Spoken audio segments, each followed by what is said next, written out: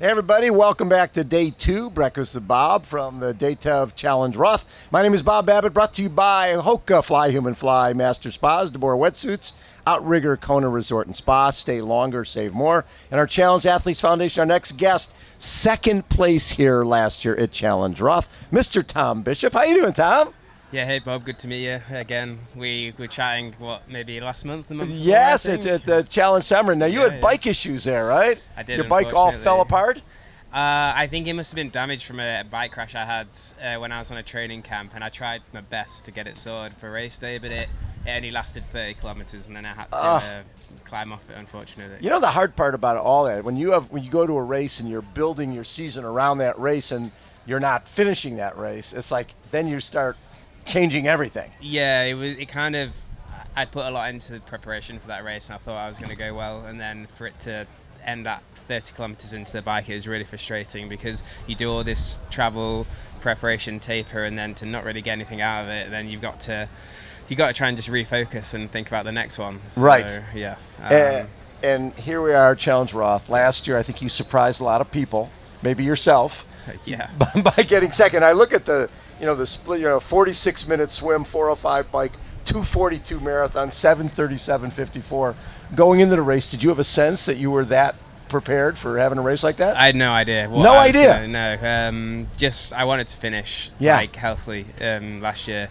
And obviously I've seen how fast this course is, but I wasn't anticipating battling for a podium.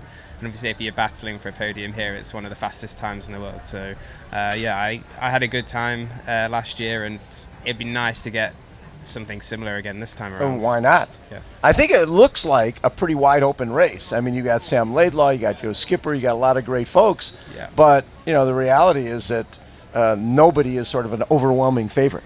No, I think you're right. Like last year, Magnus was a huge favorite, yes. And he delivered, didn't he? But this year, on paper you put Sam right up there. I know he's had some issues at the start of this year, but I think he's quietly confident. I think he's definitely going to be the one that I am anticipating pushing on the pace. Well, and you pretty much know swim bike. Yeah. It's just a matter of a couple years ago he came off with Magnus, and we were thinking, maybe we'll have a running race. Yeah. And it didn't happen. But we've also seen him at Nice, and we've seen him in Kona. Yeah. He's a race changer, isn't he? He is a race changer, big time. Yeah, with how he swims and how he rides. Yeah. Yes. And obviously he will change the race for the other athletes as well. Like you can anticipate the swim to be fast with the caliber of athletes we've got here, so he can potentially drag athletes away on the bike, or who knows. Like it's going to be interesting. Does it change the game with the fact that it's non-wetsuit?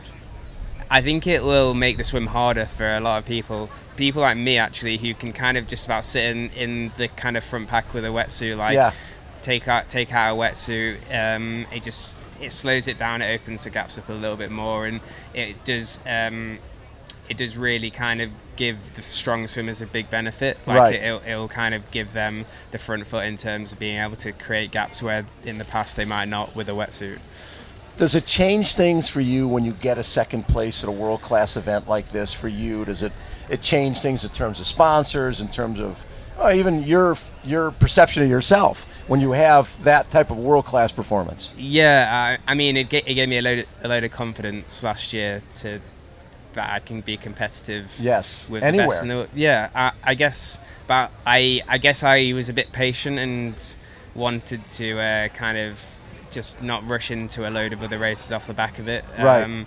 Because I was tempted to go and try and qualify for the World Championships afterwards or whatever, and then I was like, no, just keep it calm and be patient, bide my time, because it was only my second ever one. I'd started Challenge Almere the year before but didn't finish, so it was only my second full distance race and the only one I'd finished, so I didn't want to kind of rush at it. But you see actually people now starting their years as like long distance rookies, and they're already got 2 or 3 under the belt, so I think the sport is changing quite a bit with people just going for it and having that courage. Right, and also when I look at when you look at some of the guys, like Matt Hansen is here. Yeah. Right, we know that he came off the bike in 30th in Kona and ran his way to 10th, and he just ran a 2:30 marathon. Yeah. Right at Cairns. So when you go into these races, do you think about the other guys, or you just do your own thing? I do my own thing. Like obviously, I'm aware when you're in you're in a race scenario, like there's guys around you, like you're aware. But at the end of the day, like for me, I have to push myself as hard as I can, and yeah, maybe it helps being in a group with people. You can kind of relax and switch off a bit more, but still, it comes down to what you can do at the end of the day. So when I look back at your career in the ITU racing, WTS racing, yeah, are you enjoying this more than that? Yeah, I think so. Like, there's way more freedom doing this style of racing. There's so many races you can choose from. Right. Like, yeah, it's just huge. Whereas you were very like pigeonholed into certain races with the short course, and right. It became the same thing every year in, year out, and it did lose the enjoyment, or I lost the enjoyment for it eventually. Yes. So the other race that I look at with you, when you win Wales, 2023? Yeah, 2023. Yeah. And you have that 70.3 Wales. You come away with a win there, and then that same year, challenge Puerto Veras. When you're on the top of the podium, yeah, that changes your perception of oh you yeah, as well. definitely. Yeah, right? it's not. It is. I always say you can't be disappointed with the podium, but to stand on the top step is extra special. I think to raise the tape, it's you don't. Yes. I haven't done it very often in my career, and it is nice when it happens. And is this the race when you look at it and you look at your skill set? There's really no reason you can't win here, and especially after what you did last year. Yeah, I mean, I'm ranked second with Sam ranked first, but I'm the highest place finisher from last year. So yeah, you could say I'm in with a shot. But I don't like putting pressure on myself with a place. I just want to go out there and deliver like something that is solid and I'm happy with. I was interviewing Andy Dritz this morning, and he finished second here in 2018. Yeah. And so, well, that's a lot of pressure because you were second, which the next expectation is you're going to win. And he goes, so I won. That was my expectation. Yeah. That was my expectation as well. So I'm guessing your expectation is? It's going to be tough, but yeah, I mean, it would be amazing. There's really no reason why not, right? Yeah. Yeah. What's the rest of your season? I'm not sure after this. Like, there's an opportunity to still qualify for Nice World Championships. I think there's only 2 races left, like Leeds. Well, obviously that you can enter. There's Leeds and Copenhagen, which would be realistic after this race because I think Lake Placid's in 2 weeks or something. Right. It's like to do 2 so close. It's a lot of travel. Yeah. Whereas if I go well here and I'm like, okay, Nice is something I really want to try and qualify, then there's a couple of shots to get into that race. But if not, then I'll just look towards establishing like qualification for next year. Yeah. The thing with Nice, with 8,000 feet of climbing, it's a different, it's different totally mentality and different training and base. I feel like you need to really. You got to be there. Yeah, you've got to recce the course a lot. And a lot. And obviously, I'm giving myself not a lot of time to prepare because I want to go to a World Champs and deliver the best I can. And that's why I'd rather give myself maybe a little bit of space and prepare for next year. Now, will you try to focus on 70.3 Worlds this year, or? No, I actually raced in West Friesland 2 weeks ago, and I missed the spot. Oh. There was 2 slots available, and I came third. You got third? Yeah, I got third. So it was because Challenge Chance is supposed to be the first race. Right. I didn't finish. So I needed another one before the Roth, so I chose to race that one. And you get third there. I got third, so I didn't quite get the spot, but the qualification deadline's closed now, I think, or I think maybe the entry deadline's closed. So it's a shame I didn't get the slot, but I feel like I'd do better at full distance racing anyway. So do you feel at this point that's more of your future? Yeah. So I'm not too bothered. Yeah. Like I'd rather put my focus on the full distance. When you were doing the ITU racing and it's an Olympic distance, if someone had told you back then your real strength's going to be Ironman, I wish I'd moved over earlier. Do you wish you'd started earlier? Yeah. So when you first got into this, obviously Olympics was the goal. And how close were you? I think I was reserved twice, maybe even 3 times. 12 and 16, or and then 2020 I wasn't picked as a reserve, even though like I was like 1 slot off qualifying the 3rd spot, like 1 position in the rankings. So I was like pretty close a few times, but never quite made it. Well, it's tough when you got Alistair and Johnny. And like just even as the standard, like I still had to qualify in terms of the ranking in the world, and I think I just let the pressure get to myself because the year before, 2 years before, I'd finished I think 7th in the World Series overall ranking, and then I just didn't quite maintain that sort of form. I think because I was putting pressure on myself, and maybe I had a few injuries and things. So well, and there's the margin of error. Yeah. When you got those guys there, and there's everybody's fighting for one spot. Yeah. So it's like I'm really proud of my efforts that I tried to qualify for the games. Yes. Something I can tell people about. But, absolutely. And it's a shame I didn't make it, but I'm not that bothered anymore because I just refocused and I've got new goals, dreams and stuff now.